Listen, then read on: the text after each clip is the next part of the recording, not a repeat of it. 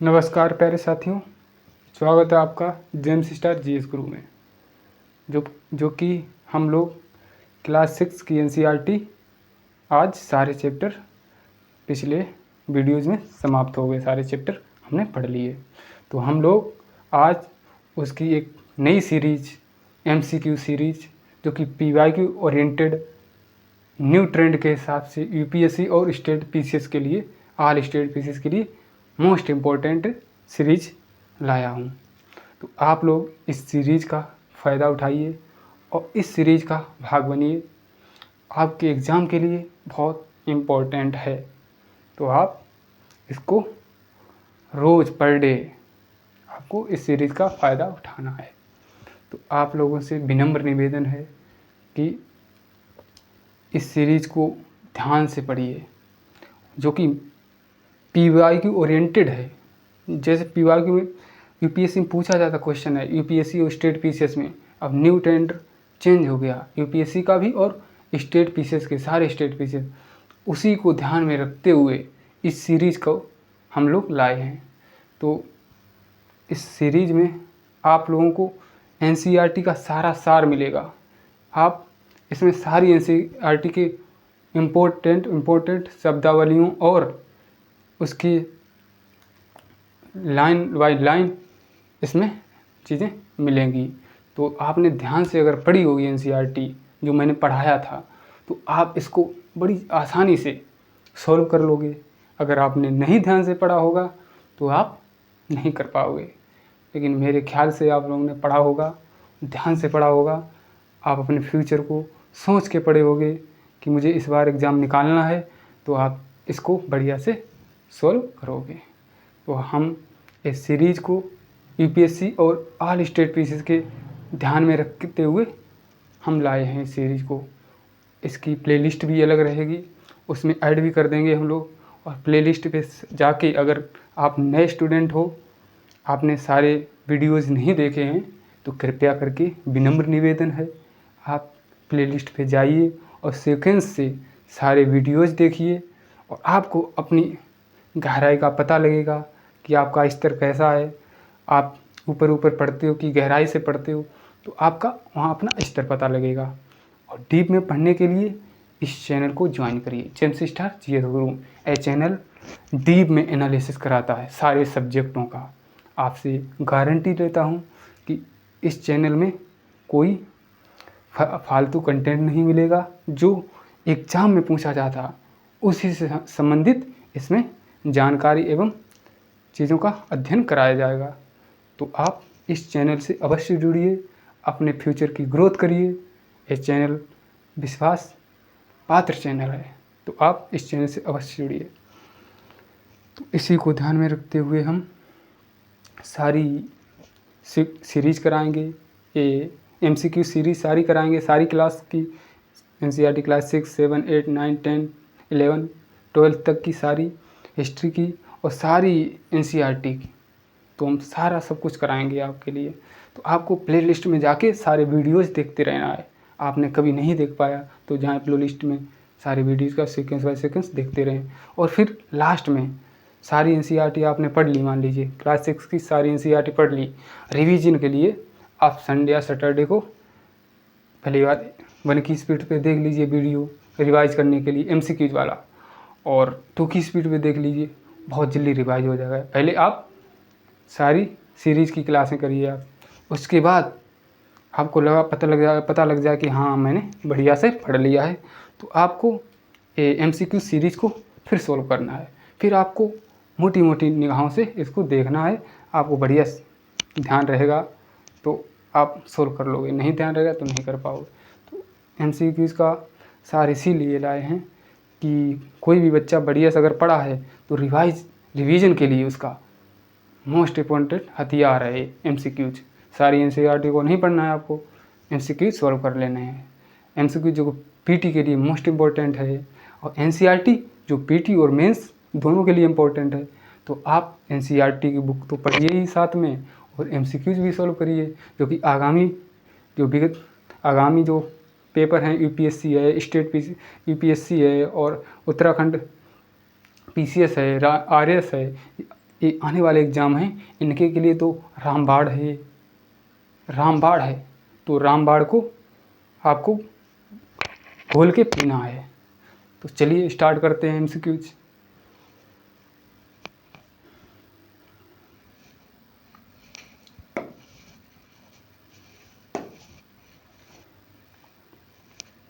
सुलेमान और कीर्थर पहाड़ियों के संदर्भ में निम्नलिखित में से कौन सा कथन सत्य है? आपको ये चैप्टर नंबर 1 है क्लास 6 एनसीईआरटी का। तो आपको ध्यान रहना चाहिए कि मैंने क्लास 6 की एनसीईआरटी चैप्टर नंबर इतना आपको इतना माइंड में होना चाहिए, तो तुरंत आप इसको सॉल्व कर लो। तो चलिए देखते हैं फिर। यह क्षेत्र वर्तमान म्यांमार की सीमा पर स्थित है। आप इसको सॉल्व करिए पहले, फिर मैं बताऊंगा। इस क्षेत्र में लगभग 8000 वर्ष पूर्व सबसे पहले गेहूँ जो कि सुलेमान और कीर्थर पहाड़ियों के संदर्भ में है, यहाँ गेहूँ जौ जैसी फसलें उगाना शुरू किया गया था। यहाँ के लोगों ने सबसे पहले चावल की खेती शुरू की। यहाँ सिंधु घाटी सभ्यता के सबसे बड़े शहर मिलते हैं। अब आप बताइए कौन सा सही है, इसमें से कितने स्टेटमेंट सही हैं? तो बताइए आप। इसका आंसर है बी।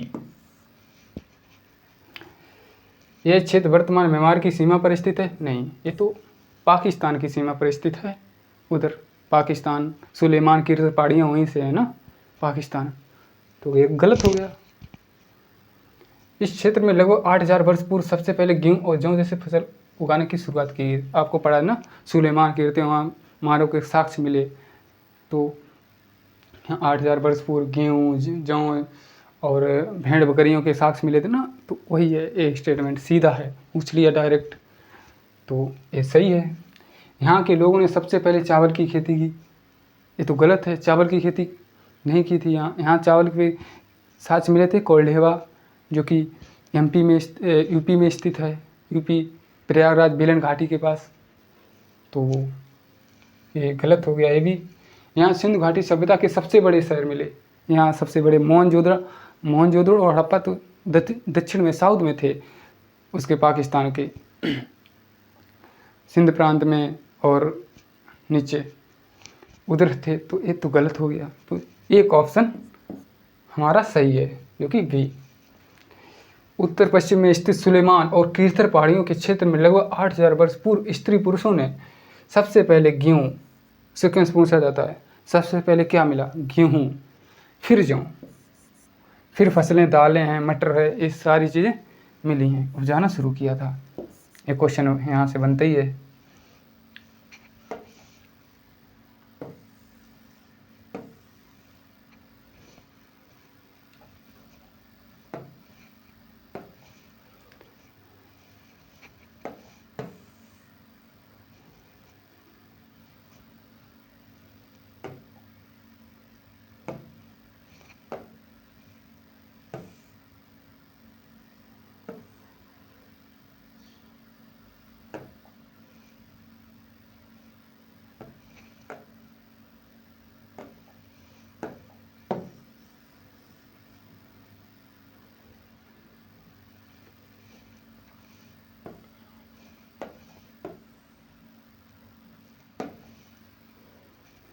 एक क्वेश्चन है, पुरातात्विक स्थलों और उनकी वर्तमान भौगोलिक स्थिति के निम्नलिखित युगों पर विचार कीजिए।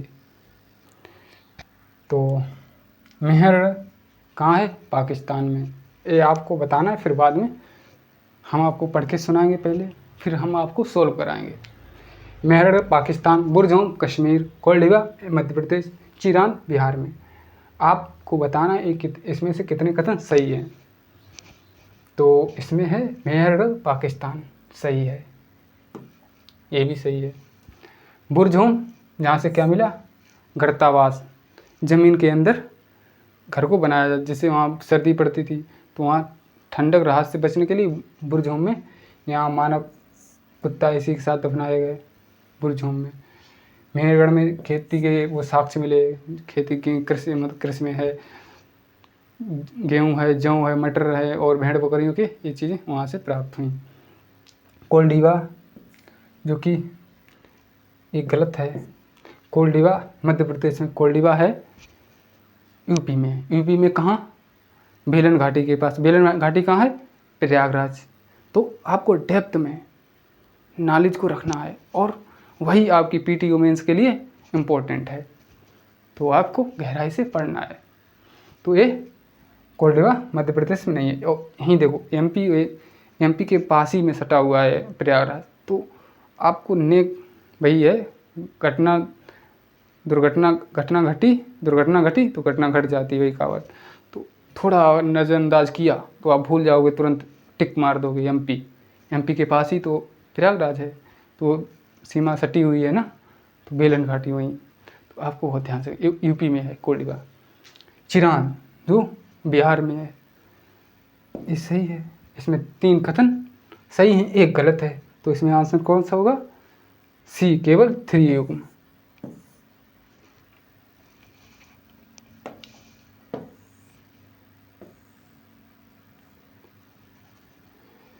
व्याख्या केवल इसमें ये है 3 4 इसमें सही है। और चावल के प्राचीनतम साक्ष्य मिले हैं वर्तमान उत्तर प्रदेश की बेलन घाटी में, आपको बताया वही।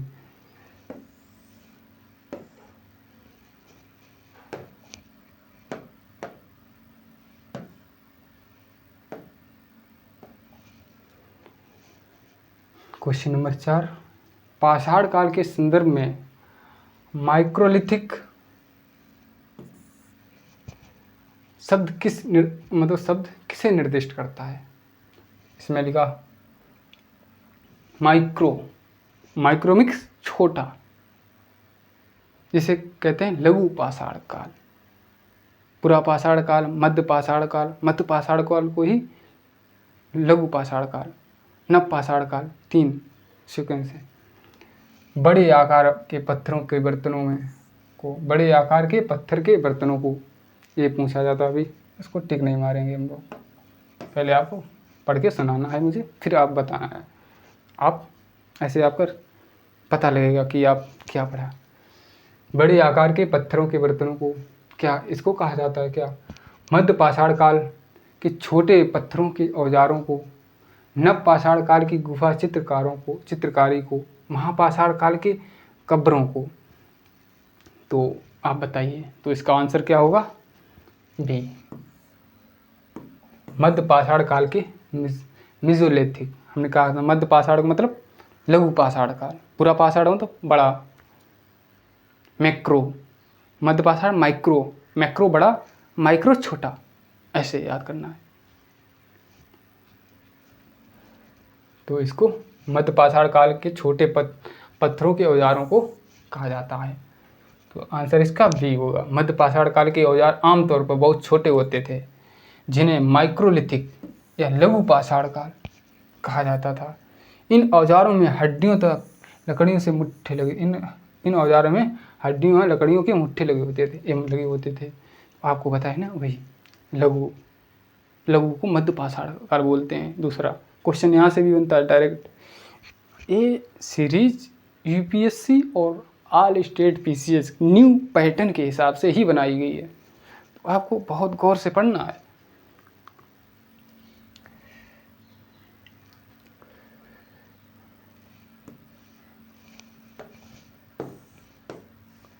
क्वेश्चन नंबर 5,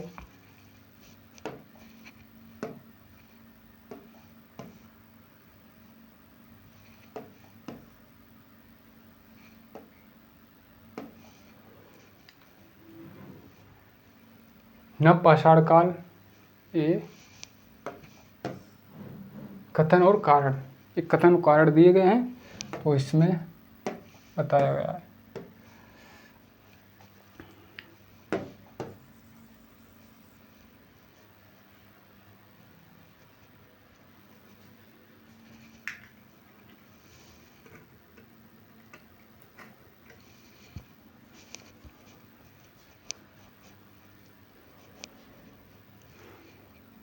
कथन नंबर 1, नव पाषाण काल न्यूलिथिक के लोग बुर्जाओं में गड्ढों के नीचे घर बनाते थे, जिन्हें गर्तावास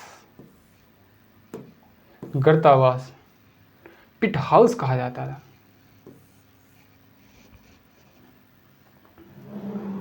कार्टू यह संरचना उन्हें कश्मीर की ठंडी जलवायु और कड़ाके की ठंड से सुरक्षा प्रदान करती थी। कश्मीर में होती है सर्दी, बर्फ़ पड़ती है, तो बर्फ़ पड़ने के लिए तो इंसान क्या करेगा, वहाँ अगर ऊपर वातावरण ठंडा है तो नीचे ज़मीन के नीचे अगर जाएगा ना तो गर्म होता है वहाँ। तो अगर ज़मीन के नीचे घर बना लेगा तो उसमें इन्वायरमेंट का कोई फ़र्क नहीं पड़ेगा। सर्दी का, गर्मी है तो एक दूसरे के विपरीत है। गर्मी में तो गर्मी में गर्मी का फ़र्क नहीं पड़ेगा नीचे, और सर्दी में सर्दी का फ़र्क नहीं पड़ता। तो नीचे गर्तावास में घर बनाए देते थे और वहीं उन्हें सर्दी नहीं लगती। तो गर्तावास में क्या लिखा, यह संरचना कश्मीर में ठंडी जलवायु और कड़ाके की ठंड को सुरक्षा प्रदान करती थी। ये सही है कथन ना, करती थी। वहाँ क्या मिला, बुर्ज होम, जो कि सवाधान में कुत्ते के साथ दफनाया हुआ गड्ढे में, वो भी मिला।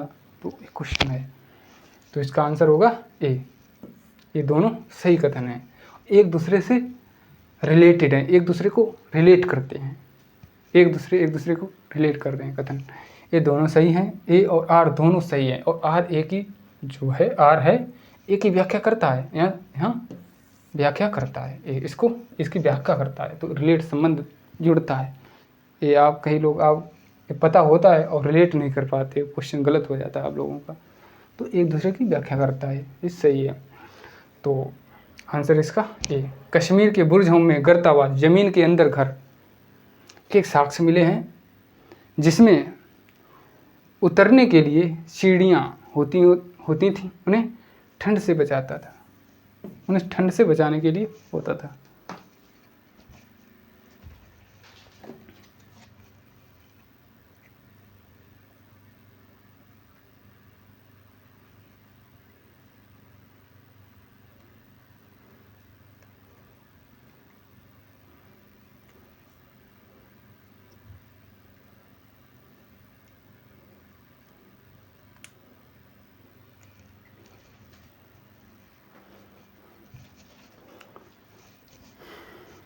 तो हमारा ए नंबर सही है। चलिए आगे क्वेश्चन नंबर 6।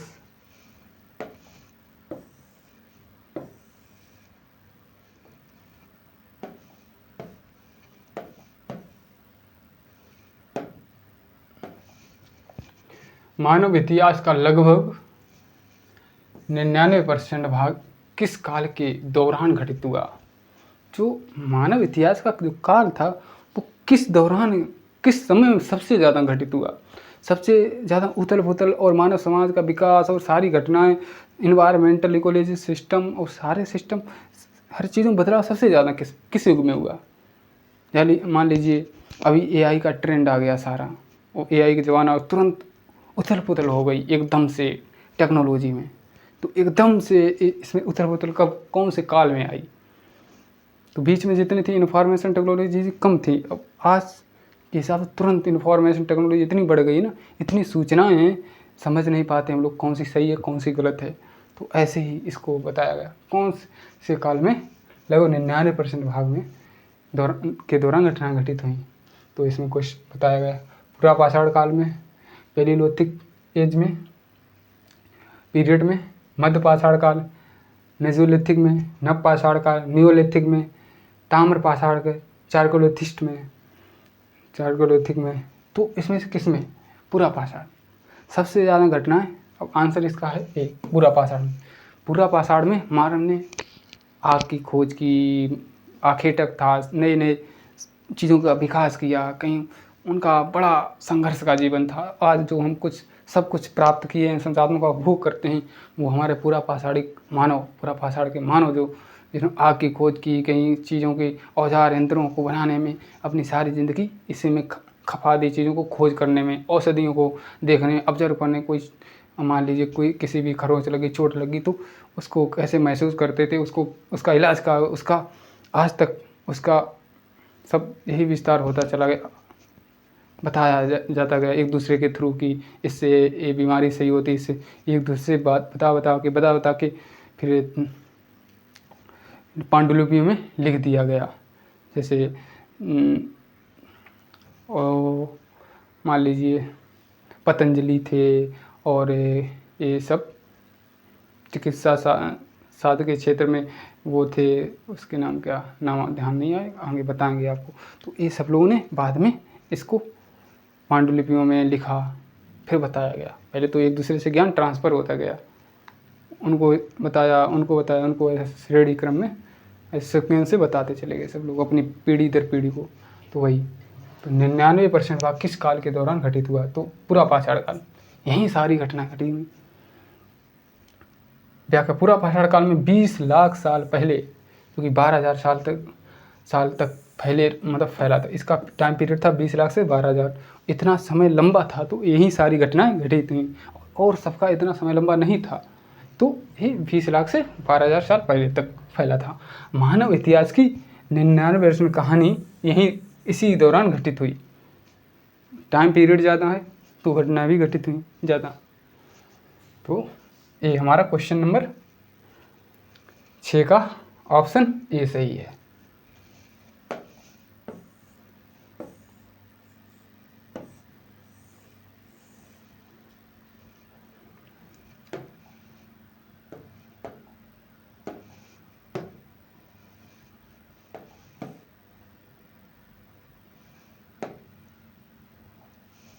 भारत में शुतुरमुर्ग के होने के प्राचीनतम साक्ष्य किस काल के और कहाँ से मिले हैं? ये नया क्वेश्चन लगता होगा, लेकिन वो इसी से संबंधित है।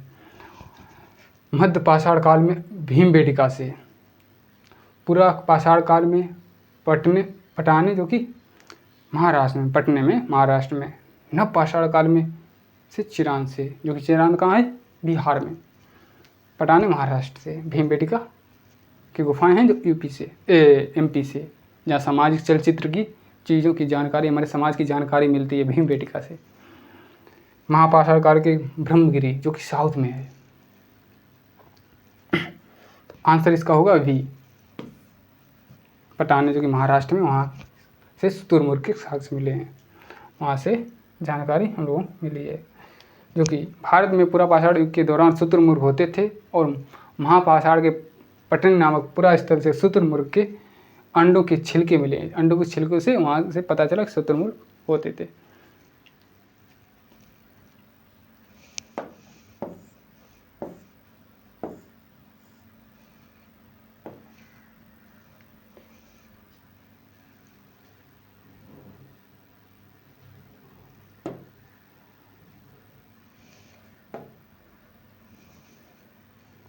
क्वेश्चन नंबर 8, प्रसिद्ध पुरातात्विक स्थल भीमबेटका का वर्तमान में किस राज्य में स्थित है और यह किस लिए प्रसिद्ध है? कितना फेमस क्वेश्चन है। यहीं से अक्सर आज व्यक्ति नहीं परख पाते एक भीमबेटका कहाँ है, ये किससे संबंधित हैं, कहाँ है ये तो सब जान जाते हैं, ये किससे संबंधित हैं तो ये लोग नहीं जानते हैं। कई लोग धीरे धीरे पढ़ते हैं वही जानते हैं। तो चलते देखते हैं। क्वेश्चन नंबर 8 का ऑप्शन ए, ये उत्तर प्रदेश लोह युगीन औजारों के लिए है। पढ़ के बताएंगे फिर आप बताना। मध्य प्रदेश आवासीय पूरा स्थल शैल चिकित्सा के लिए, गुजरात जो कि हड़प्पाकालीन बंदरगाह के लिए, कर्नाटक जो था सोने की खानों के लिए। ऑप्शन इसका कौन सा सही है?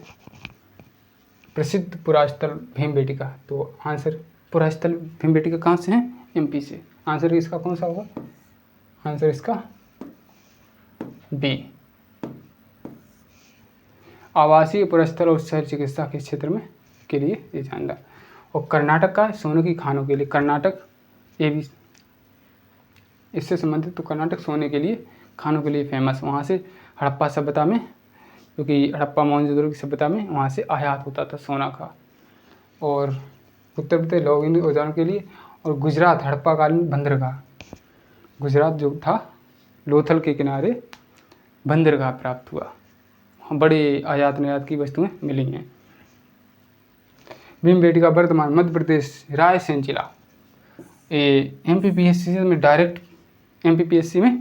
डायरेक्ट पूछ लेता एक किस जिला से संबंधित है, तो रायसेन जिले से संबंधित है। ये एमपीपीएससी का फेवरेट क्वेश्चन है, जिले वाला, किस जिले से संबंधित है, तो एमपी से। यह एक राजस्थान जिले से। यह एक आदि मानव का आवासीय पुरास्थल है जहाँ की गुफाओं में सुंदर शैल चित्र हैं।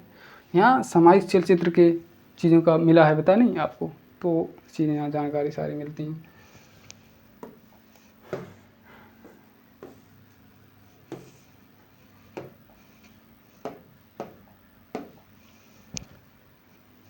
राख संग राग के अवशेष सबसे पहले किस पुरापाषाणिक स्थल से प्राप्त हुए हैं, जो ये दर्शाते हैं कि आरंभिक मानव आग जलाना सीख गया था। ये क्वेश्चन है। तो नंबर 1 ए हंसगी, कुन्नूर की गुफाएं, मेहरगढ़, बुरजहूम। अब इसका आंसर होगा बी कुरनूल, जो कि एमपी में साउथ में है। तो कुरनूल की क्या गुफाओं से प्राप्त हुआ।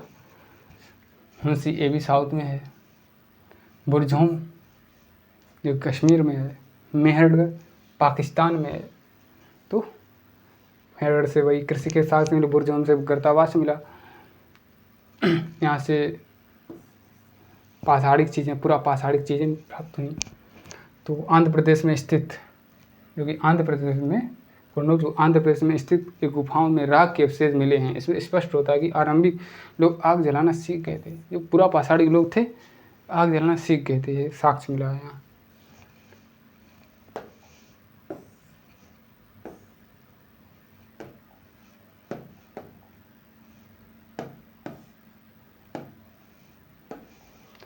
निम्नलिखित पूरा पाषाणिक नवपाषाणिक स्थलों और उनसे संबंधित भौगोलिक बिंदुओं के उगमों पर विचार कीजिए। हंसगी कृष्णा नदी की सहायक नदी है। मेहरगढ़ बेलन दर्रा के पास है। महागढ़ा गंगा नदी की घाटी में। तो इसमें बताना है आपको कौन सा सही है। इसमें कितने युग्म सही हैं। तो ये मेहरगढ़ बेलन दर्रा के पास, ये भी सही है। ये सही हो गया। महागढ़ा गंगा नदी घाटी पे, ये भी सही है। हंसगी की कृष्णा नदी की एक सहायक नदी है, ये भी सही है। तो तीनों क्वेश्चन, तीनों ऑप्शन सही हैं।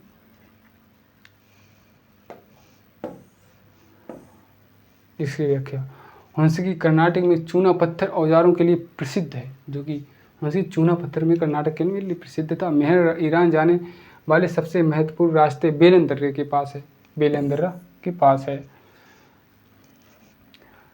महागढ़ा उत्तर प्रदेश के बेलन गंगा घाटी, जो कि बेलन घाटी, जो कि गंगा घाटी के नवपाषाणिक स्थल माना जाता है। बेलन घाटी जो कि कहाँ है, प्रयागराज के पास, वहाँ नवपाषाणिक पूरा स्थल माना जाता है। कोल्ढीवा चावल के साक्ष्य, तो वही है।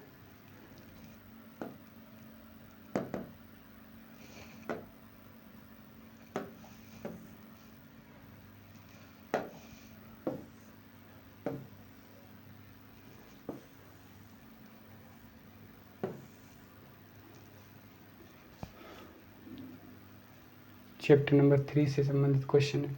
सिंधु घाटी सभ्यता हड़प्पा संस्कृति से। क्वेश्चन नंबर 3, हड़प्पा सभ्यता के नगरों की संरचना के संदर्भ में निम्नलिखित कथनों पर विचार कीजिए। ये नगर प्रायः 2 या उससे अधिक हिस्सों में विभाजित थे, जिसमें पश्चिमी भाग छोटा लेकिन ऊंचाई पर, टीले पर, बताए थे ना, वरिष्ठ जो समृद्ध लोग थे टीले पर थे। पश्चिमी भाग जो आम लोग थे, आम जनता जो होती है ना, वो मैदानी एरिया में थी, पूर्वी तरफ ऊंचाई पर, जिसे नगर दुर्ग कहा गया। ये ऑप्शन सेकंड है। पूर्वी हिस्सा बड़ा था लेकिन निचले इलाके में था, जो कि पूर्वी हिस्सा बड़ा था निचले इलाके में था, जिसे निचला नगर कहा जाता है। एक तीसरा स्टेटमेंट, दोनों हिस्सों की दीवारें कच्ची ईंटों की बनाई जाती थी ताकि उन्हें बाद में बदला जा सके। उपरोक्त में से कितने सही हैं। कच्ची ईंटें ये तो यार सरासर गलत लग रहा है। कच्ची ईंटें क्या था, पक्की ईंटें मजबूत दीवार बनाई जाती थी जिससे कि बाहरी आक्रमण ना हो पाए। तो ये स्टेटमेंट लगता है कि गलत है कि सही है, बताइए आप। गलत है ना?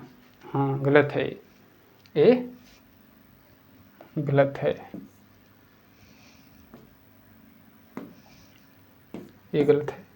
ये दोनों सही हैं, पहला दूसरा। हमारा ऑप्शन हो गया ए, 1 और 2, केवल 1 और 2।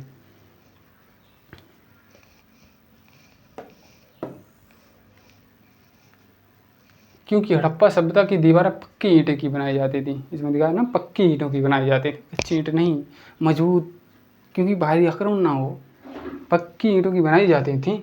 ईंटों की चिनाई इस तरह की जाती थी जिससे कि दीवारें हज़ारों सालों तक। और आपको इमेज दिखाए थे ईंटों से संबंधित कि दीवार कैसी बनाई जाती थी, ऐसे एक दूसरे से सपोर्ट लेते हुए कि ईंट एक दूसरे, जो ईंट थी ना, एक दूसरे के सपोर्ट पे थी।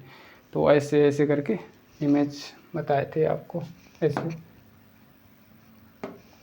ऐसे ऐसे ऐसे ऐसे, फिर इस पे, इसका इस पे, फिर इसका इस पे, फिर इसका इस पे, ऐसे। जो वर्तमान जो चुनाई होती ना, उसी कैटेगरी में एक इमेज भी दिखाई थी। क्वेश्चन देखो है, सारा एनसीईआरटी का खेल है, एनसीईआरटी सारा क्वेश्चन वहीं से है। आप तब भी नहीं कर पाते हो, पता लगता होगा ना। तो वही बड़ा ध्यान से, क्वेश्चन बड़ा हार्ड है, थोड़ा हार्ड भी है, थोड़े नॉर्मल भी हैं, लेकिन करते रहना है। पक्की ईंटों के बनाए जाते थे। ईंटों की चुनाई इस तरह की जाती थी जिससे कि दीवारें हज़ारों साल तक मजबूत रहें। जब एक दूसरे पर सपोर्ट रहेगा तो तभी दीवारें मजबूत रहेंगी ना। तो एक दूसरे की सपोर्ट में रहीं तो दीवारें मजबूत हुई। तो ये हज़ारों साल तक, अभी तक हमें जब इसकी खुदाई हुई तो पता चला, तो ईंटें, वो हमारी जो अंग्रेज़ लोग थे, रेलवे का विकास किया तो इन ईंटों का प्रयोग किया उन लोगों ने, और इसी से रेलवे लाइन बिछाई गई। तो ईंटें बड़ी अच्छी गुणवत्ता की थी तब। तो इससे यही जानकारी मिलती, ईंटें मजबूत थीं। तो तीसरा स्टेटमेंट गलत है।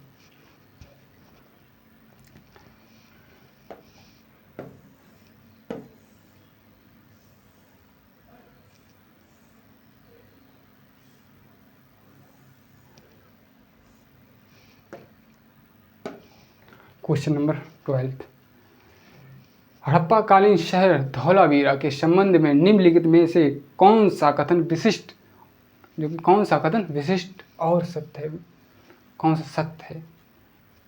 तो नंबर तो ए, यहाँ से गोदीवाड़ा का साक्ष्य मिला। गोदीवाड़ा मतलब बंदरगाह। बंदरगाह कहाँ था बताएंगे? नहीं, बताना पड़ेगा आपको, तो बताना, हम बताएंगे फिर।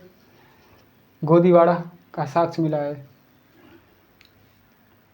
यह एकमात्र ऐसा शहर था जहाँ जो 2 के बजाय 3 भागों में बटा था, बताए थे। ध्यान रखना होगा, जो इस एनसीईआरटी बढ़िया से पढ़ा होगा, सारी सीरीज का फ़ायदा उठाएगा, जो सारी सीरीज किया होगा, वो उसे आँख बंद वाला लगता होगा, चुटकियों का खेल लगता होगा। जिसने इसका पार्टिसिपेट इस सीरीज में नहीं किया, ऐसे उसे थोड़ा लगता है कहाँ से क्वेश्चन बना दिए। तो आइए देखते रहें। यहाँ से केवल मिट्टी के खिलौने मिले, तो पत्थर की कोई वस्तु नहीं मिली। यहाँ से केवल मिट्टी के खिलौने मिले और पत्थर की कोई वस्तु नहीं मिली। डी, यह शहर सिंधु नदी के ठीक मुहाने पर स्थित था। तो ऑप्शन आपको बताना है कौन सा सही है।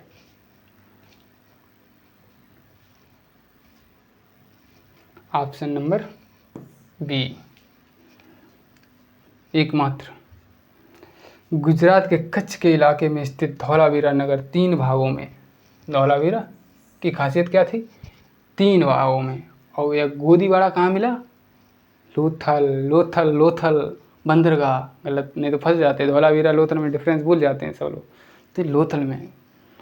और ये 3 शहरों के लिए, हड़प्पा मोहनजोदड़ो 2 भागों में बटी थी, मोहनजोदड़ो 2 भागों में बटी थी, पश्चिमी और पूर्वी, ये 3 भागों में। पक्की ईंटों की ये भी घिरी थी, पक्की ईंटों की चारों ओर से। तो एक चीज़ है खासियत इसमें, 3 क्षेत्रों में बटी थी। यहाँ एकमात्र ऐसा शहर था जो 2 की बजाय 3 भागों में, 3 पार्ट्स में बटा था। ये गुजरात के कच्छ इलाके में ए, ऐसा है गुजरात ना, ऐसे, तो यहाँ कच्छ है, इसी इलाके में था। कच्छ के इलाके में स्थित है धौलावीरा नगर 3 भागों में बटा था, किला, मध्यनगर और निचला नगर। किला स्पेशल क्षेत्र मध्यनगर सबसे ऊपर, फिर इसके ऊपर, फिर इसके ऊपर। अब आपको ज़्यादा डीप में नहीं हम समझाएंगे, जैसे MCQ की सीरीज है तो सिर्फ आपको याद कराएंगे ऐसे कि हाँ हमने ये पढ़ा था तो ये है, और आपको इमेज के थ्रू अब नहीं, कैसे आप वीडियो देखो, उसको पढ़िए, फिर आप खुद रिलेट करके बता दोगे। तो आपके लिए वो वाली सीरीज करनी पड़ेगी, फिर इसका फ़ायदा उठाइए।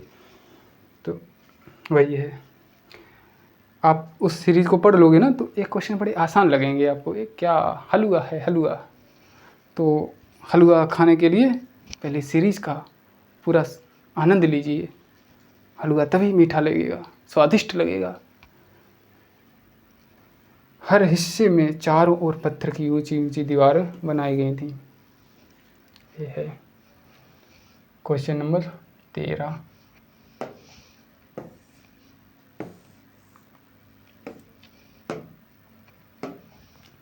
हड़प्पा के लोग विभिन्न धातुओं और कच्चे माल का आयात कहाँ से करते थे? निम्नलिखित युगों पर विचार कीजिए। एक कहाँ से करते थे? नंबर 1 तांबा, कॉपर राजस्थान और ओमान से, टिन आधुनिक ईरान और अफगानिस्तान से, सोना आधुनिक कर्नाटक से। उपरोक्त युग में से कौन सा सही सुमेलित है? बताओ, तांबा कहाँ? आंसर बताइए। आंसर है इसका डी, 1, 2 और तीनों सही है। राजस्थान से तांबा और ओमान से आता था। टिन क्योंकि आधुनिक ईरान अफगानिस्तान से ही आती थी। सोना जो कर्नाटक फेमस है। तो इसका आंसर तीनों सही। तीनों तांबा जो कि राजस्थान पश्चिमी देश के ओमान से मंगाया जाता था कांसा बनाने के लिए, इसमें तांबे का के साथ मिला। जो कांसा बनाने के लिए हड़प्पा सभ्यता में, हड़प्पा सभ्यता कांस युगीन सभ्यता कहा जाता है। इसमें लोहे की खोज हुई नहीं थी, तो कांसे का प्रयोग, कांसा कैसे बना? टिन और तांबे का प्रयोग करके कांसा बना। तांबे की नर्तंगिनी जो मिली है वो हमारे कांसे की बनी हुई मिली है हड़प्पा सभ्यता। तो वही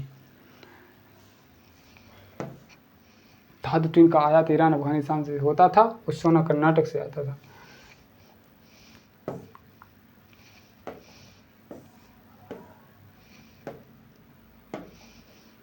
हड़प्पा सभ्यता के महान स्नानागार के संदर्भ में निम्नलिखित कथनों पर विचार कीजिए। ग्रेट बाथ, सबसे बड़ा स्नानघर, जिसकी लंबाई थी ... चौड़ाई थी ... बताइए आप।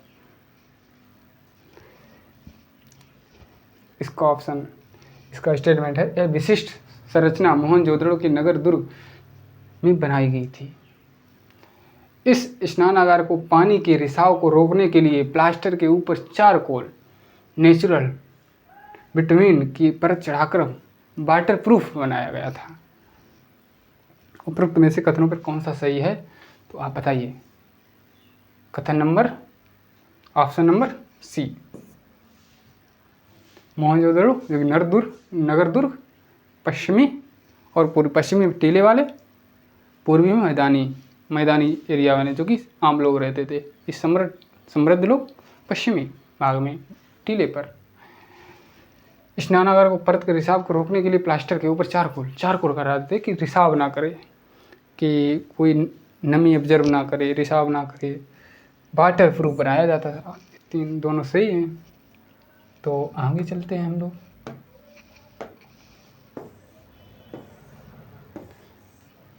स्नानागार की लंबाई और चौड़ाई कितनी थी? उसकी लंबाई थी लगभग 55 मीटर और चौड़ाई थी लगभग 30-33 के समथिंग। तो ये भी याद कर लीजिए, थोड़ा और सही रहेगा। पूछा नहीं जाता है, कभी कभी पूछ भी दिया जाएगा, भरोसा नहीं फ्यूचर का। तो थोड़ा बातों में याद रहेगा तो बढ़िया रहेगा। तो चलिए 15 क्वेश्चन पर।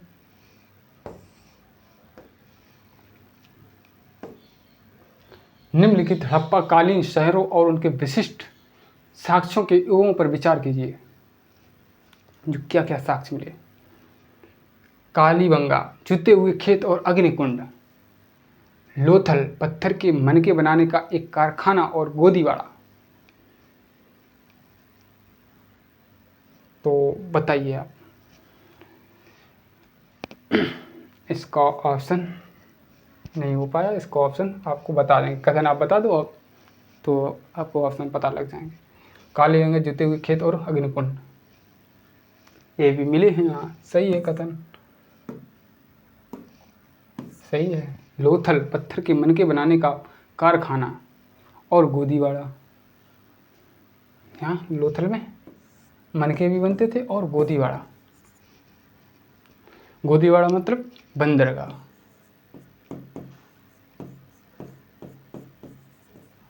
मनके और कहाँ, कालीबंगा में भी थे। काले मृदभांड धूसर बर्तन, काली पेंट थी, जो चित्रकारिता थी, जो कालीबंगा में बड़े स्तर पे बर्तन मिले। ये भी आता है कुछ। तो ये दोनों सही है, तो दोनों सही है।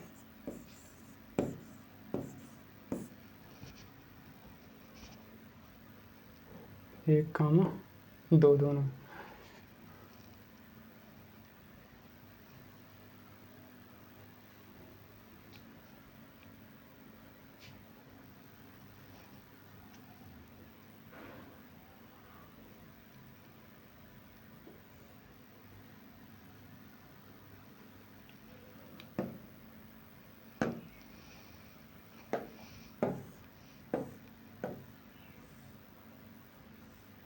ये क्वेश्चन इधर प्रिंट हो गया, समझ नहीं पाए।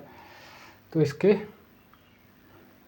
चूंधड़ू जो कि विशाल सामूहिक स्नानागार, ये वही क्वेश्चन है, मतलब इसका एक भाग है। एक दूसरा ये है,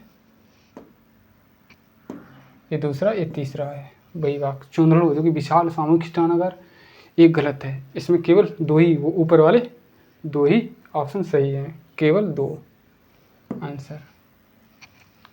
चूंधड़ू एक गलत है। चूंधड़ू में कहाँ मिला है ये? चूंधड़ू कहाँ है? क्वेश्चन बनता है चूंधड़ू कहाँ है?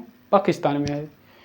और ये स्नानागार जो कि मोहनजोदड़ो में स्नानागार मिला है, लेकिन स्नानागार मोहनजोदड़ो में मिला है, ये चूंधड़ू में नहीं मिला है।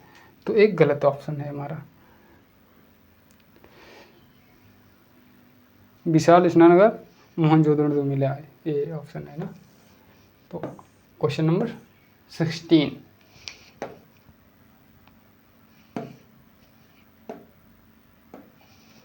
हड़प्पा सभ्यता के लोग कौन सी फसल उगाते थे? गेहूं और जौ, मटर और धान, तिल और सरसों। तो एक चीज़ें बताइए, क्वेश्चन आंसर है इसका डी। ये सारी चीज़ें मिली ना, सुलेमान कीर्तन पहाड़ियों के पास ये चीज़ें सारी मिली हैं। तो ऑप्शन नंबर सारे सही हैं इसके। ए भी सही, ए भी सही, ए भी सही। हड़प्पा के लोग गेहूं, जौ, दालें, मटर, धान, तिल, सरसों के उगाते थे। उपमहाद्वीप में धान की खेती के लिए साक्ष्य थोड़े कम या बाद के हैं, लेकिन लोथल और अन्य स्थलों में चावल के साक्ष्य भी अवशेष मिले हैं।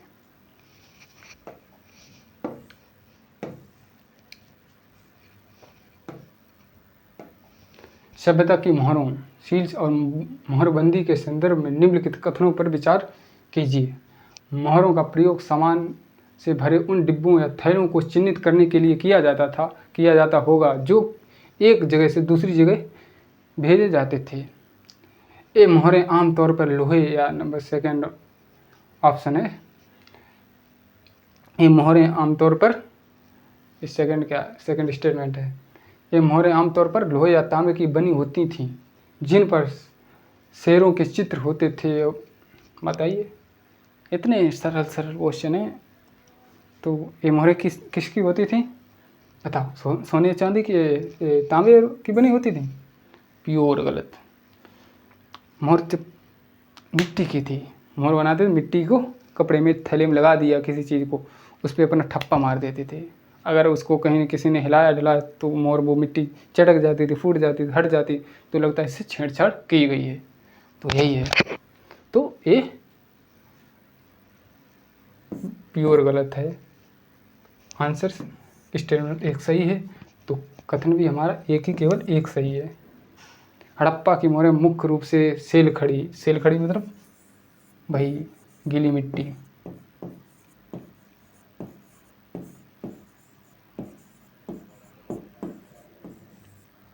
जो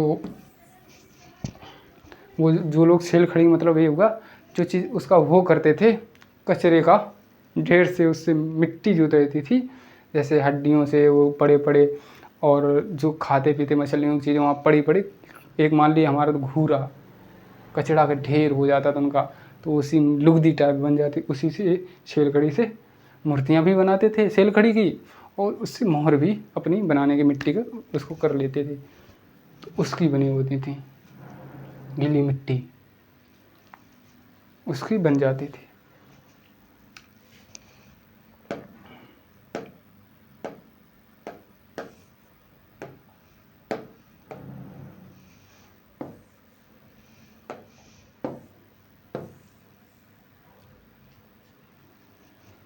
और इसमें क्या लोहे की नहीं, हड़प्पावासी लोहे से परिचित ही नहीं थे। ताम्र पाषाणी मतलब ताम्रकालीन, ताम्र पाषाणी मतलब ताम्रयुगीन सभ्यता थी हड़प्पावासी, तो उनके पास लोहा था नहीं, तो लोहे का उपयोग क्यों ही करेंगे।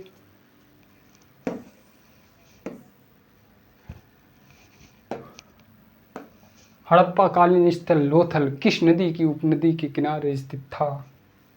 जो कि सिंधु नदी, साबरमती नदी, हड़प्पा कालीन लोथल, रावी नदी, घग्गर नदी। ऑप्शन लोथल कालीन, लोथल कहाँ है? गुजरात में।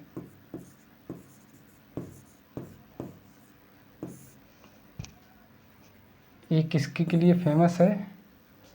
बड़ा बंदरगाह।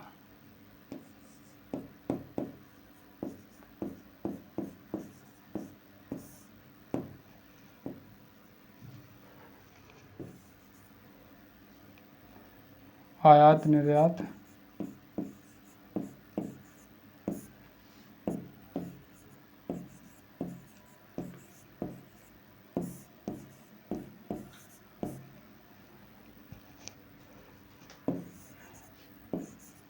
कई साक्ष्य मिले हैं।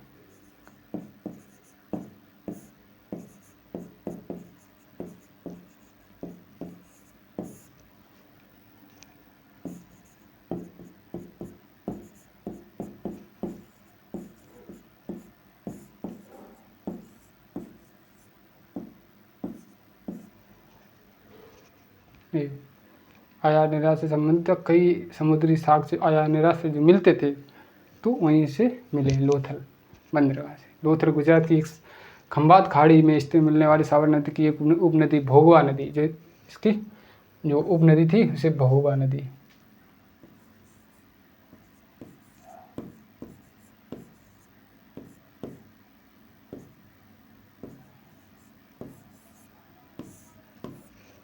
भोगवा नदी के किनारे स्थित था, एक कीमती पत्थरों और मनकों के व्यापार का एक बड़ा केंद्र भी था। यहाँ पत्थर और मन के आयात निर्यात होता, तो यहाँ से संबंधित मिलते थे। व्यापार का केंद्र था ना, बड़ा बंदरगाह था। तो यही है। Question number 19। हड़प्पा सभ्यता की लिपि के संबंध में कौन सा कथन सत्य है? लिपि क्या थी? ये पूरी तरह से वर्णमाला अल्फ़ाबेटिक पर आधारित थी।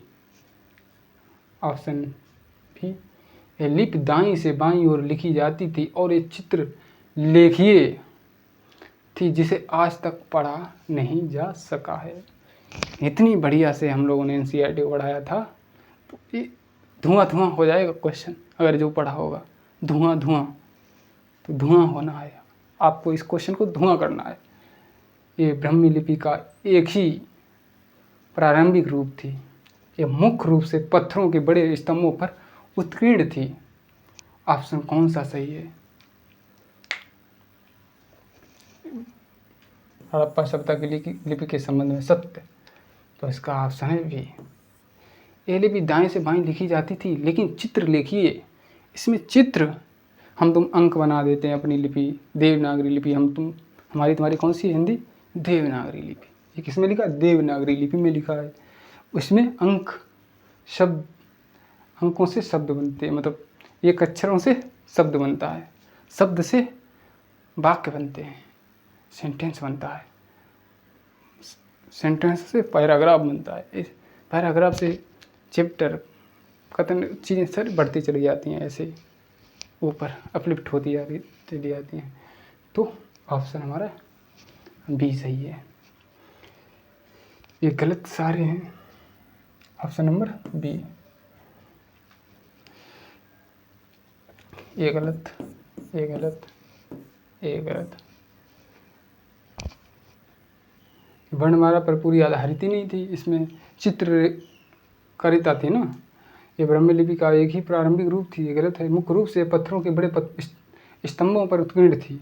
ये कहाँ थी, स्तंभ, बड़े बड़े शिलालेख तो अशोक पीरियड में बड़े स्टार्ट हुए थे शिलालेख।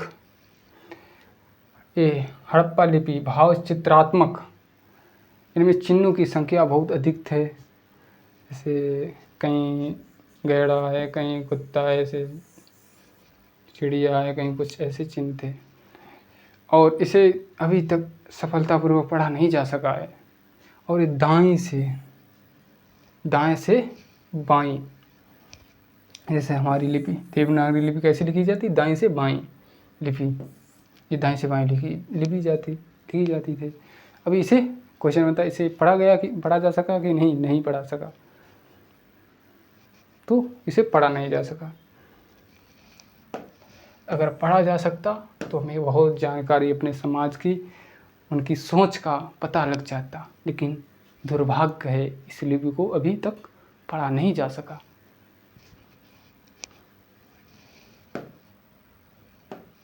हड़प्पा सभ्यता के पतन लगभग 3900 वर्ष पूर्व के कारणों के संदर्भ में इतिहासकारों के विभिन्न मतों पर विचार कीजिए।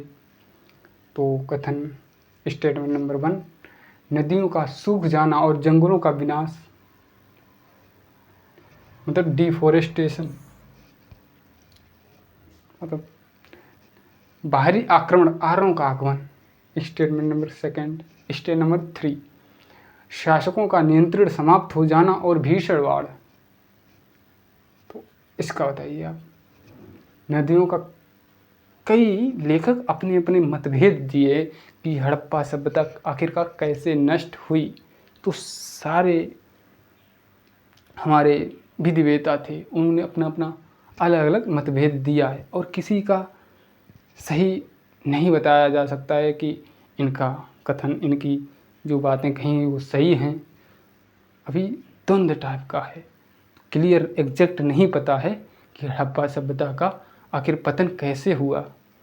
तो सारे लोगों के कथन और चीज़ें अलग अलग हैं, तो सबके कथन दिए गए हैं, तो बताना है ये सारे सही हैं कि नहीं।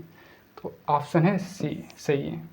तो कुछ लोग कहते हैं सूखा हो गया होगा, जंगलों का विनाश हो गया होगा, सूखा हुआ होगा, जंगलों को विनाश हुआ होगा, या तो कोई कह रहा फ्लड आ गया होगा और नदियों को बाढ़ आ गई हो तब सभ्यता समाप्त हो गई, ऐसे कोई कह रहा है। कोई कह रहा बाहरी आक्रमण, कोई कह रहा जब आए मध्य पूर्व से तो उन्होंने सिंधु सभ्यता वाले लोगों के ऊपर आक्रमण कर दिया, उन्हें मार डाला और सभ्यता समाप्त हो गई।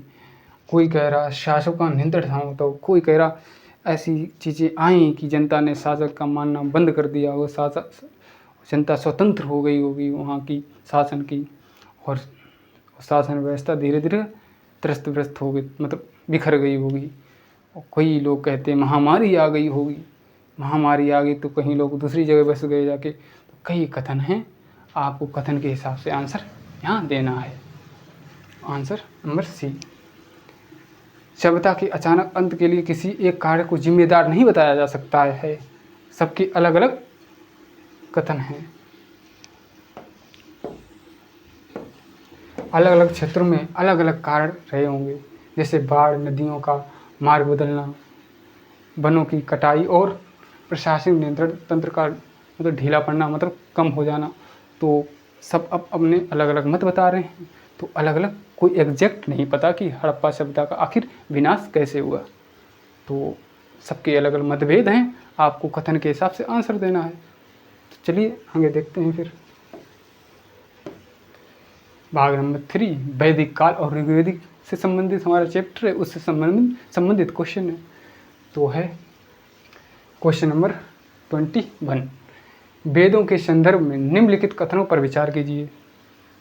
स्टेटमेंट नंबर 1, वेद संख्या में चार हैं, जो ऋग्वेद, सामवेद, यजुर्वेद और अथर्ववेद। सबसे पुराना वेद ऋग्वेद है, जिसकी रचना लगभग 3500 वर्ष पूर्व हुई थी। तीसरा है, ऋग्वेद में 1000 से अधिक सूक्त थे, जिन्हें सूक्त कहा जाता है, जिसका अर्थ है अच्छी तरह से बोला गया। अब यही बताना है आपको, बढ़िया से आप इस सारी चीज़ें समझाए थे, खेले ही है सब, नहीं तो खेला हो जाएगा, नहीं बता पाए। वेद संख्या में 4, ये तो बता दोगे, ये सही है, ये सही है। यजुर्वेद, ऋग्वेद में सबसे ज़्यादा किसे माना गया? आर्यों ने किसे? पुरंदर, जिसे इंद्र को कहा गया, जो आर्यों की रक्षा करते थे, बाहरी कबीलों से मान लो उनसे रक्षा उनकी होती थी, तो उन्हें पुरंदर कहा गया। उनका ज़्यादा बर्डन मिला इंद्र का, फिर अग्नि का, फिर वायु का। सामवेद, ये प्रार्थनाओं से संबंधित है ऋग्वेद, ये संगीत से संबंधित है, ये जादू टोना और उससे संबंधित है यजुर्वेद।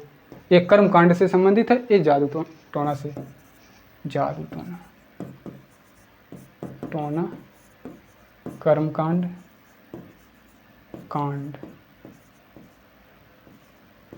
और ये संगीत नृत्य, संगीत, और इसे प्रार्थनाओं से संबंधित है, जो वहाँ से भगवान जो अपने देवताओं की प्रार्थनाएं करते थे, प्रार्थनाएं, यहीं से क्वेश्चन बनता है। ये भी ऋग्वेद में 1000 से अधिक सूक्त थी, और जिन्हें सूक्त कहा गया, जिसका अर्थ होता अच्छी। सूक्त में सूक्त जो अच्छी तरह से बोला गया कथन दे, तो उसे सूक्त कहा गया। जैसे 1027 सूक्त हैं, 10,000 से एवं वो हैं याचना, वो ऋचाएँ, ये 10,000 कुछ करके ऋचाएँ हैं, और ये सूक्त हैं। मंत्र समझ लीजिए, अच्छी तरह से बोला गया कथन, मंत्रोच्चार वाला। तो आंसर है डी, तीनों सही हैं।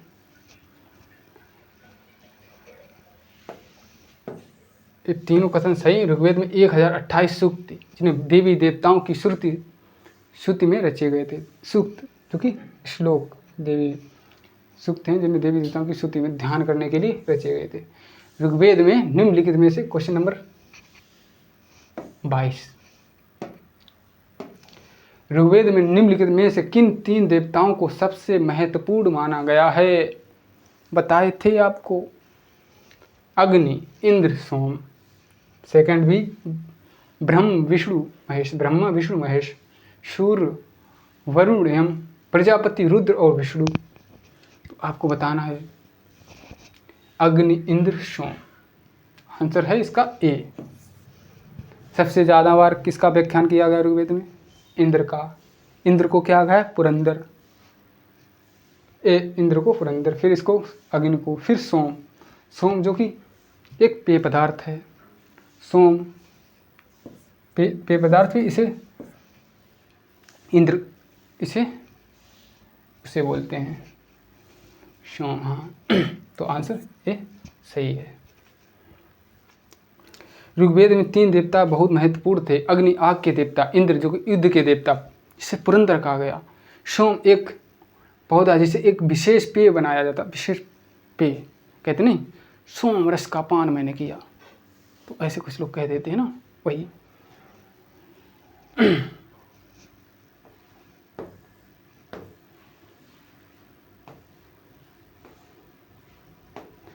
ऋग्वेद की भाषा के संदर्भ में क्वेश्चन नंबर 23, ऋग्वेद की भाषा के संदर्भ में कौन सा कथन सही है?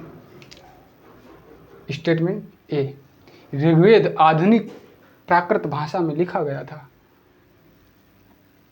इसकी भाषा संस्कृत और वैदिक संस्कृत कहलाती थी, जो आज स्कूलों में पढ़ाई जाने वाले संस्कृत से भिन्न है। बहुत बढ़िया पढ़ाया था आपको एनसीईआरटी, बहुत बढ़िया से लाइन बाय लाइन समझाया था, और इसमें लाइन बाय लाइन वहीं से क्वेश्चन रखा गया।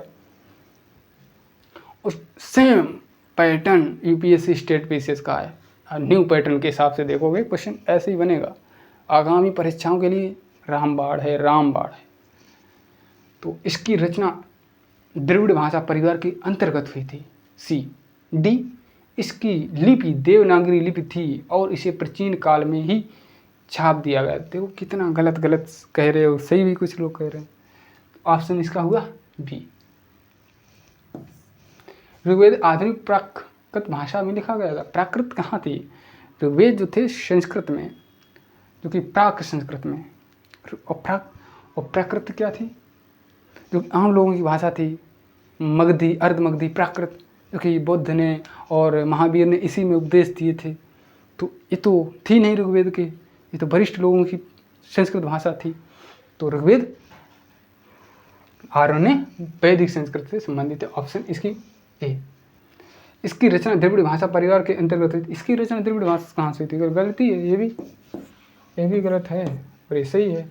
इसकी रचना द्रविड़ भाषा परिवार गलत है। इसकी लिपि देवनागरी लिपि थी और प्राचीन काल में इसको छाप दिया गया था। कहाँ? पहले इनकी श्रुति के माध्यम से एक दूसरे को ट्रांसफ़र किया गया, फिर बाद में इनको लिखा गया। और इनकी लिपि देवनागरी गलत ही है, मान लीजिए। जब देवनागरी लिपि अभी स्टार्ट हुई, पहले प्राकृत और पाली ये थी, तो गलत है। ऑप्शन इसका बी।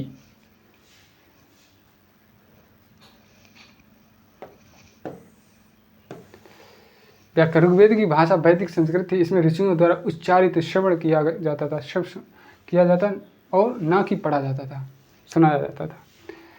रचना कई सदियों बाद इसको पहली बार लिखा गया। कई सदियों बाद श्रुति के माध्यम से अपने शिष्य को सुनाया, उनको अपने शिष्य के मतलब पीढ़ी दर पीढ़ी पहले सुनाई गई कहानियाँ। और ऋग्वेद में जितनी भी चीज़ें, कुछ यही नहीं एग्जैक्ट जो कही गई हैं वही हैं सब, कुछ चीज़ें मिस्टेक भी हुई। आज मान लीजिए आपसे बोला खाना खाना है, आपको किसी से धीरे से कहा मैंने खाना खाना है, उसने थोड़ी भी मिस्टेक कर दी है, खाना लेने जाना है आपको, कह दिया तो धीरे से पूरा वाक्य बदल गया।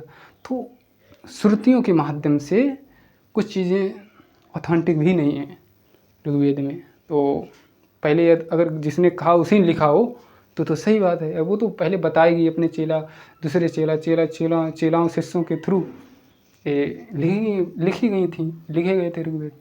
तो कुछ चीज़ें इसमें बदलाव भी है, बहुत समय बाद ये संकलित किए गए, लिखे गए हैं, तो कुछ बदलाव होता रहा है समय के हिसाब से।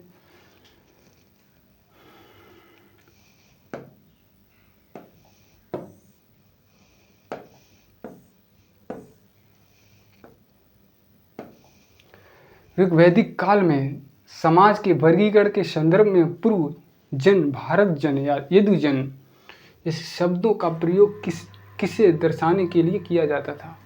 जो है पूर्व जन, भारत जन, यदुजन किससे संबंधित थे? Answer statement answer A. Option A, राजा के विशेष पुरोहितों को, अलग अलग मानव समुदाय या लोगों के समूह को, पीपल्स और कम्युनिटीज़ को, यज्ञ में दी जाने वाली आहुतियों को, घोड़ों और रथों के प्रकारों को। आंसर इसका बी। कैसे? भरतजन, ये जो कि भरत एक कबीला था, उसी से हमारे कोई कहते हैं उन्हीं कबीले के नाम से भारत का नाम पड़ा है। कोई कहते जो कि भरत थे, जो कि उनके नाम पर पड़ा है। कोई जनजाति के नाम से बताता है भरत जनजाति है। तो सबके अलग अलग मतभेद हैं, ऑथेंटिक कोई बता नहीं रहा, क्लियर हो नहीं रहा कैसे पढ़ा कैसे नहीं। लेकिन भारत का नाम भारत है और पढ़ा, इसे आपको माइंड में रखना है। ये भरत जनजाति थी पहले एक जनजाति थी, ये फिर साम्राज्य बना, भरत जन हो गए, एक क्षेत्र बन गया। फिर तो अलग अलग मानव समुदायों को, लोग के समूह को कहा गया इसको। ऋग्वेद में जनता पर पूरे समुदाय के लिए दो शब्दों का इस्तेमाल होता था। एक था जन, जिसका प्रयोग आज भी हिंदी में होता है। और दूसरा था विष, जिसे वैश्य शब्द, जन मतलब लोग, इसका आज भी हम कई जन जा रहे थे वहाँ, जन मतलब लोग, हमें 2-3 जन मतलब जन लोग मिले। कोई कहते थे किसी यहाँ की लैंग्वेज, हमें 2-3 जने मिले थे। मुझे 2-3 लोगों की जगह जने कह देते हैं, जने मतलब जन लोग, तो वो हो जाता है।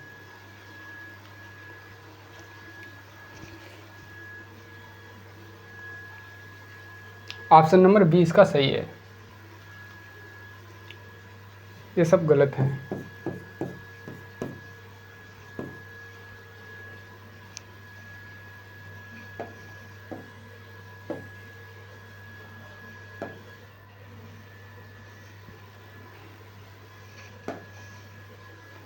महापाषाण कब्रों के संदर्भ में निम्नलिखित कथनों पर विचार कीजिए। महापाषाण की जो महापाषाण कब्रें कहाँ बताना है आपको। महापाषाण का शाब्दिक अर्थ बड़ा पत्थर होता है, जिसका प्रयोग कब्र ग्रहों के चिन्हित करने के लिए किया जाता था। यह प्रथा दक्कन, दक्षिण भारत, उत्तर पूर्व भारत, कश्मीर से अत्यधिक प्रचलित थी। कितना सारा वहीं से एनसीईआरटी सा क्वेश्चन। इन कब्रों में मृतकों को दफनाने के साथ साथ लोहे के औजार, घोड़े के कंकाल और सोने के आभूषण भी रखे जाते थे। सारा वहीं से, सारे स्टेटमेंट सीधे एनसीईआरटी से उठा लिए गए। यही खेल करती है यूपीएससी आईएएस वाला एग्जाम, यही यूपीएससी ऑल स्टेट पीसी वाला यही होता है। तो इसका आंसर है डी, तीनों सही है। कैसे सही है? महापाषाण का शाब्दिक अर्थ बड़ा पत्थर, महापाषाण मतलब बड़ा पत्थर, जिसका उपयोग कब्र ग्रहों में, साउथ में और उत्तर पूर्व में और कश्मीर में चिन्हित करने के लिए कब्रों को ऊपर से ढक, जैसे कब्र बनाएगी, ये बनाएगी कोई कब्र, और बड़े बड़े छोटे छोटे पत्थरों को काट काट के इसके साइड में लगा दिया जाता था और इसी से ढक दिया जाता था पूरे कब्र को। अगर उसके कब्र, उसको मान्यता थी कि वहाँ जो मर जाता है उसे वो जीवन में इसका मरने के बाद भी उपयोग करता है, तो उसके साथ उसकी महत्वपूर्ण जो वस्तुएं थी उसको साथ में ही दफना देते थे। मान लीजिए उसका उसे उसका प्यारा कुत्ता है, घोड़ा है, और कोई सोने की चीज़ें हैं, आभूषण हैं, वस्त्र हैं जो उसकी चाहत थी पहनने की, रखने की अपने साथ, तो उसी के साथ उसे दफना दिया जाता। कई बार उसी एक कब्र गृह में 2-3 शव मिले, मतलब उसी पारिवारिक होंगे, ऐसे साउथ में मिला है ऐसा कि मतलब एक ही परिवार के सदस्य होंगे, 2 मिले, 4 मिले, समुदाय में मिले हैं, तो एक ही कब्र गृह में 3-4 बॉडी मिली हैं, मतलब शव मिले हैं, 4 युगों में मिले हैं। तो ये भी है, ऐसे बने थे। ये प्रथा दक्कन, दक्षिण भारत, उत्तर पूर्व और कश्मीर में, ये तीनों जगह पर थी। सीधा कथन है वहाँ से एनसीईआरटी से लिया हुआ। कश्मीर में भी था, उत्तर पूर्व में भी था और दक्कन में भी था। इसे कब्रों में को दफनाने के साथ साथ लोहे के औजार, घोड़े के कंकाल और सोने के आभूषण, और साउथ में एक घोड़े के कंकाल भी मिले हैं, साथ में दफनाए गए।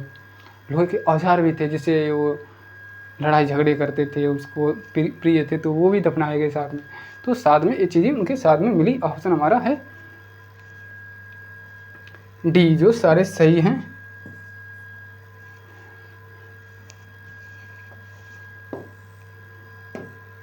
ये तीनों कथन सही है। महापाषाण कब्रों लगभग 3000 वर्ष पूर्व बनने की प्रथा शुरू हुई थी। तो 3000 वर्ष पहले शुरू हुई थी।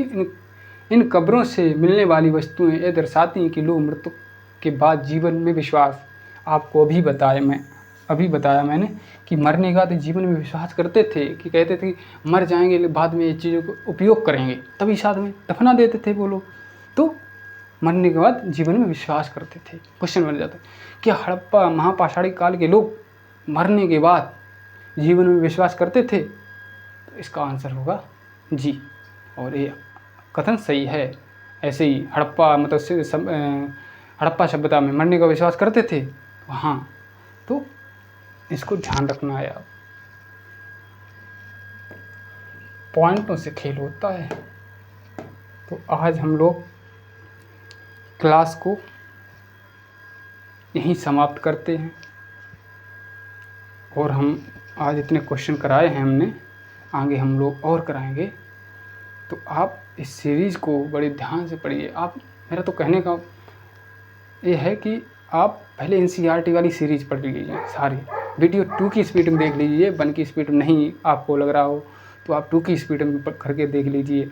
फिर उसके बाद में इस सीरीज़ को, इसका फ़ायदा उठाइए और उसको अगर करने के बाद बार बार उस क्लास को नहीं देखना है। फिर जो और जो दी है ना आपको क्लास, जो सारी सीरीज़ कराई एनसीईआरटी का ऑथेंटिक जो सोर्स मतलब टेक्स्ट बुक है जो है, उसको एक बार कर लो, ज़्यादा से ज़्यादा हो फिर 2 बार और कर लो, 2 की स्पीड, 3 की स्पीड। इसके बाद एमसीक्यूज हल करो, सारे एमसीक्यूज। और अगर मेंस के भी साथ करनी है तो वीडियो देख लो 2-3 बार। अगर आप प्रैक्टिस करोगे, पीटी के ओरिएंटेड रहोगे तो फिर इस ये पीवाई की ओरिएंटेड हैं, इनको फिर सॉल्व करो, बार बार वीडियो देखो, इससे बाहर कहीं नहीं। एनसीईआरटी डायरेक्ट क्वेश्चन आपको मिलेंगे वहाँ यूपीएससी में और पीसीएस में, सारे पीसीएस में। तो आप ध्यान से पढ़िए और इस सीरीज़ का फ़ायदा उठाइए। और आपको अगर अच्छा लगे मेरा पढ़ाने का तरीका, आपको लगे आपकी सफलता में मेरा कुछ योगदान से आपको कुछ फ़ायदा हो रहा हो, तो इस सीरीज़ में आप रहिए। अगर नहीं फ़ायदा आपको लग रहा हो तो ना फिर पढ़िए भाई। मेरा तो यही कहने का है कि आप अगर आपकी लाइफ में कुछ बदलाव हो रहा, आपके क्वेश्चन और आपके ट्रेंड, आपके जो आप जिस पेपर को दे रहे हो उससे संबंधित क्वेश्चन हम करा रहे हैं तो आप करिए, नहीं करा रहे हैं तो ना करिए। लेकिन आप ये विचारशील ऐसे होइए कि हम कैसे पढ़ाते हैं, कैसे नहीं पढ़ाते हैं। आप इस पर सोच समझ के हमें कुछ कमेंट करिए कि इससे मैं भी समझूँ हम कैसे पढ़ाते हैं, और हमारा बच्चों को, हमारे साथी जो हैं, साथीगढ़ जो वीडियो इसको देखते हैं, उन्हें कुछ पॉजिटिव बदलाव आया कि नहीं आया, कुछ उन्हें अच्छा लग रहा है कि नहीं। तो आप कमेंट करके बताइए कि मुझे इस सीरीज़ में ये चीज़ अच्छी लग रही, ये नहीं अच्छी लग रही, और जो मेरे अंदर कमी हो आप लोग बताइए। कोई भी टीचर होता है महान ऐसे नहीं बनता है, अपने जो शिष्य होते हैं उनके थ्रू, और कोई बताता है, टीचर भी टीच करता ही है, गाइड करता ही, और अपना भी सीखता रहता है साथ में। तो कोई शिक्षक महान नहीं होता है, हम भी महान नहीं हैं, हम एक नॉर्मल इंसान ही हैं। आपको मेरा जितना श्रेय है, आपकी लाइफ में जितना मुझसे होगा बदलाव करने की, मैं कर दूंगा। तो मेरी जो कमी होगी आप बताइए, कमी होगी सुधार करेंगे, आगे बढ़ते रहेंगे लाइफ में। आप भी कुछ कमियां हो किसी से सीखिए, यही नहीं कि हम ही सब कुछ हैं, यही और कहीं पे भी नहीं चलना। कोई कह रहा तो तुम्हें ये तुम्हारा गलत है, ये तुम नहीं सही करते, तो वो ये भी नहीं। सुनो सबकी, करो अपने मन की। मेरा तो यही फंडा रहता है, सुनो सबकी। अगर सार सार गहलोत होता दौड़ा, अच्छी चीज़ें हों, कोई कह रहा हो हाँ तुम्हारे आगे फ्यूचर के लिए अच्छी हो, तो उसको गहना मतलब धारण कर लो अपने अंदर कि हाँ ये चीज़ सही बताइए। थोथा दौड़ा है, सार सार गहलो थोथा दौड़ा, जो कूड़ा कचड़ा है कुछ जो लाइफ में कुछ यूज करने लायक नहीं, उसको हटा दीजिए। वो अगर नहीं अच्छा लग रहा उसको ना यूज करिए, अच्छी अच्छी चीज़ों को करिए अपने साथ। तो यही है, आज की हमारी क्लास यहीं समाप्त हुई। आज के लिए धन्यवाद, नमस्कार।